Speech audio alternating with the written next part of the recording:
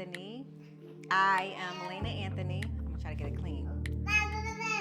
I am Lena Anthony. Can I say my name? Woman of God first. Mom, wife. I'm a youth and young adult pastor. I'm a producer, an entrepreneur. I'm a creative. I'm an artist. I'm all that God has said I am. So Lena represents the love of God, empowerment of God, the nurturer in God, and the affirmation of God. I have an assignment. No one will ever leave the presence of me not feeling love, not feeling empowered, not walking away from me, not knowing their purpose. But there's always a timing. I'm directed by the source, and I'm intentional with who I give my time with and when I can give my time to that person. And so a lot of times at church, I'm about my Father's business, doing what he needs me to do. So all the play stuff is later after that. But to know me is to love me. It's that simple. So I pray that all gets to know me. But timing is everything. A grown woman in the dictionary would be a woman who is independent, 18 or 21. It's like when you become an adult. A grown woman in the spirit is a woman who is wise, a woman who knows who she is, confident woman, a woman who knows her purpose, discovering that purpose and walking in that purpose, a woman who knows that she is a helpmate to the kingdom and a helpmate to the assignments and the people that God will send to her. Children, husband, children. A grown woman is a woman who knows her worth and has the wisdom of God and will walk in the manifestations of God. And that is a grown woman, a woman of purpose.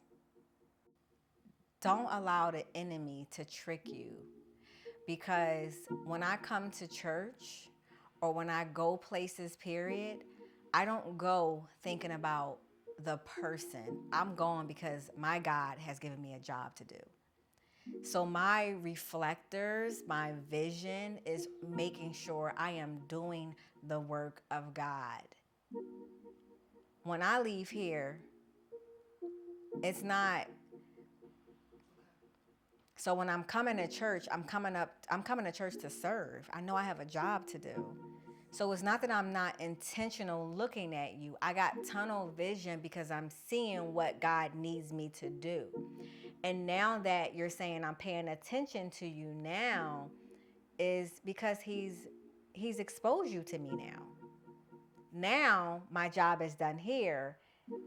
So now, let me reach this soul. So he put you in view of me.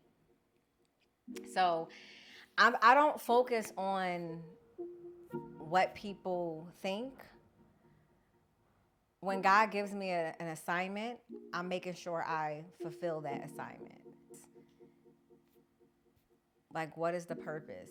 I'm here for a purpose. A prophet comes to give direction, give instruction, comes to help birth purpose. And so I know that I carry the seed of purpose. So I know that when my assignment is to help women and men unlock their purpose, that they may walk fully and confidently in the purpose of God. So how has that affected me? I mean, I am very purpose driven. Everything I do is intentional. I'm very much like, if it doesn't serve my family, if it doesn't serve my ministry, if it doesn't serve God, I ain't got time for it. Because time is purpose and purpose is time. And I thank God for my spiritual father, Prophet Lowe, and my spiritual mom, Mama Maggie. I thank God for their grace and their covering and their blessing for the last 11 years. They have helped me with my prophetic gifting and my calling. They have unlocked me, the God who rescued me from poverty, to place me in purpose here in LA so that I may fulfill the promise of God and walk in the prosperity of God by way of my spiritual parents, Prophet Lovie and Prophet Maggie Elias. So, industry to ministry. God rescued me from Philadelphia, relocated me to Los Angeles, and put me in the industry. What he did not tell me was all the things that I will go through in the industry and how he was going to take me out, snatch me out the industry to plant me in ministry. So I went through a lot in the industry, a lot of pain, trauma that I am actually grateful for today. Because had I not went through all of the things that I went through, your pain is how you discover your purpose. Trauma is how you triumph in your purpose. And so I went through a lot of different things, and we'll talk about it, from sexual harassment to be a part of the Me Too movement to being deceived into hiding my child, divorced from being in the industry, my first marriage. God does not give you something and then take it from you, but he also gives us a choice. My divorce happened because there was just two people who were unequally yoked. We chose to part ways. I think we both knew our biggest assignment was to birth our son, but we were not destiny partners. He didn't want to go where God was taking me, and I didn't want to go where God was taking him. I don't feel like I got it wrong. And I want people to, just because you got divorced, don't feel like you have to condemn yourself. You're guilty. You shame yourself. It was a mistake. Like, totally wash yourself of that, because that's the sin, you giving into the lie of the enemy. Because that's what he want you to feel. That's what he want you to believe. God says don't divorce. God says two cannot walk unless they agree. That's what God says. We didn't agree. So did I condemn myself for getting a divorce? I did in the beginning. I did. Because I gave into the lies of the enemy. But the moment I was washed by the word of God, the moment I allowed God to cleanse me and love me and forgive me of some of the things that I did in that marriage, I was made free. I was completely delivered and set free. But for me, I look at my divorce, my last marriage, as a mirror, and I look at this new marriage that God has given me as the clearer mirror. Because my last divorce, I know that there are certain things that I could have done better, but now there are certain things within that marriage that I did that I'll never bring into this marriage. So that marriage, that divorce helped me for this marriage that God has for me, this destiny partner that God has for me today. I would not have met the person that I have today if I didn't go through the things that God had me go through with my last marriage. So, no, it was not a mistake. It was what I needed for my experience, for my growth, for my destiny. And guess what? My ex husband, we are the best of friends. We have such a beautiful blended family. I love his wife, his new son. We're literally a big family. We have lunch together, we go to dinners together, we celebrate birthdays and holidays together. Like, God truly blessed me. I have the perfect blended family. Because had I not went through all of the things that I went through, your pain is how you discover your purpose. Trauma is how you triumph in your purpose. And so I went through a lot of different things, and we'll talk about it, from sexual harassment to be a part of the Me Too movement to being deceived into hiding my child, you know? And I remember so clearly God saying, come out, come out. And I kept saying, no, you put me in you put me in the industry. Why would I come out? Why would I stop now? I have to push. I got to push harder. And God kept giving me a choice. Like, come out and I will bless you. And I'm like, that doesn't make sense. That doesn't make sense. You put me here. You told me to come to LA, God. Why would you tell me to come to LA if you're telling me to get out? I fought with God for 2.5 years. I did not understand come out. That just doesn't make sense. And a lot of stuff doesn't make sense that makes sense to God, doesn't make sense to us. So I fought with God. I kept saying, I'm not leaving. So what I did was I kept forcing myself in the industry, and I was no longer covered. So it caused me to get sexual harassed, not just once, not just twice, but 3 different times by 3 different people, high profile people. The moment I finally, after giving God all these ultimatums, okay, I'm 6 more months, and if I don't book something, I'm gonna come out. And he was like, you're not gonna book anything. Watch, I'm determined. I'm gonna book this. 6 months go by, don't book anything. Another 6 months go by, don't book anything. Finally, I was so broken after the last sexual harassment. I was broken. I felt abandoned. I felt rejected to the point where this can't be life. Why am I fighting for something so hard? Maybe it's not meant for me.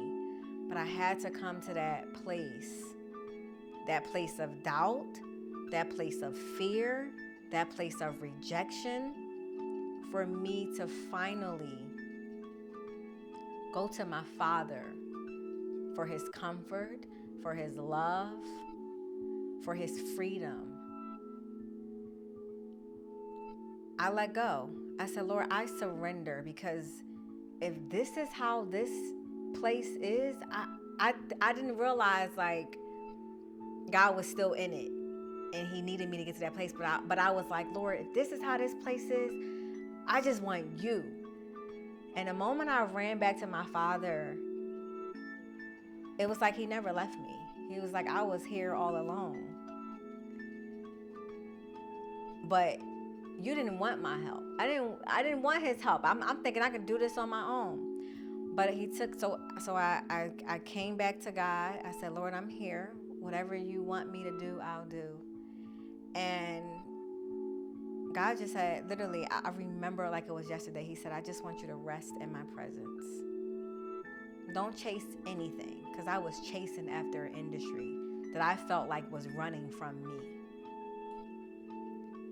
And God said, I just want you to rest in my presence. And the journey of resting in the presence of God was so fulfilling because I discovered so much about myself.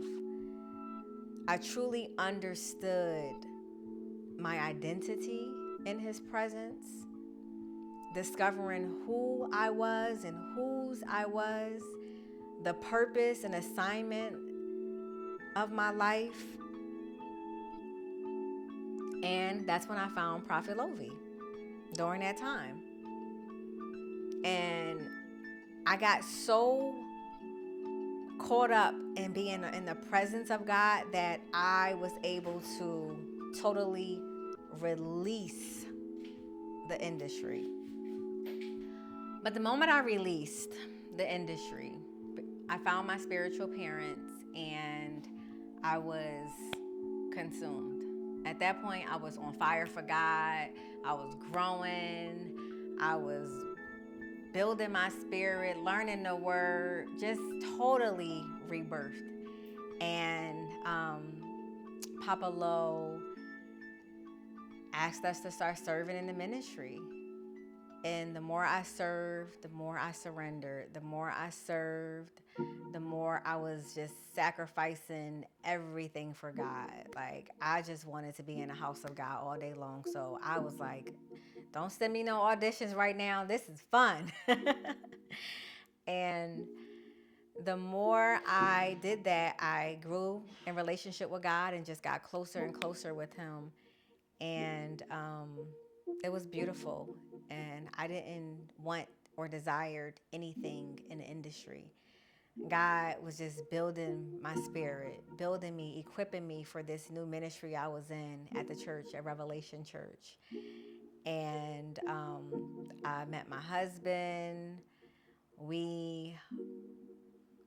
It happened so fast. Like, he was a friend and we started dating, and we came to Papa together. He started doing marital counseling with us and we got married, and it was all about building the ministry. And I didn't realize I was building God's ministry in this church, but I was also building my ministry, my spirit, my husband.